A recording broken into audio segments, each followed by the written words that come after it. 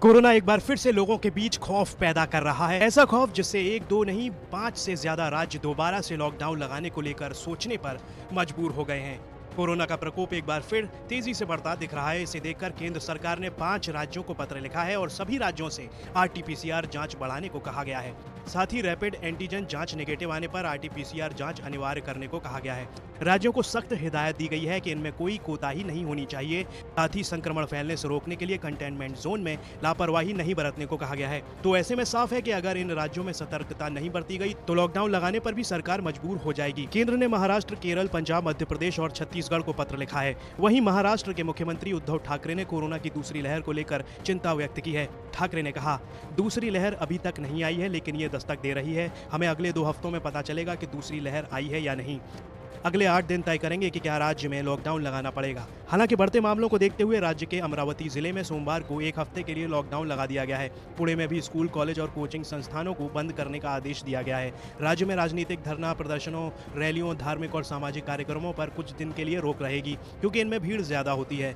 अमरावती में 22 फरवरी से लॉकडाउन लगाया गया है, जो 1 मार्च की सुबह 8 बजे तक जारी रहेगा। केरल के अलपुझा जिले में भी मामले तेजी से बढ़ रहे हैं। यहाँ साप्ताहिक संक्रमण की दर बढ़कर 10.5% हो गई है। इसके अलावा पंजाब, जम्मू कश्मीर, छत्तीसगढ़ और मध्य प्रदेश में भी पिछले कुछ दिनों से मामले बढ़ रहे हैं। केरल में कुल संक्रमितों की संख्या 10,30,000 तक पहुंच गई है। तो वहीं बेंगलुरु एयरपोर्ट पर तत्काल कोरोना टेस्ट की सुविधा है। रिपोर्ट नेगेटिव आने के बाद ही एयरपोर्ट से बाहर जाने की अनुमति दी जाएगी। अगर गुजरात की बात करें तो कुल संक्रमितों की संख्या बढ़कर 2,66,821 हो गई। बिहार में भी अब भीड़ भाड़ वाली जगहों जैसे सब्जी मंडी, बस स्टैंड, रेलवे स्टेशन इत्यादि पर अब फिर से अधिक संख्या में पुलिस बलों की तैनाती की जाएगी।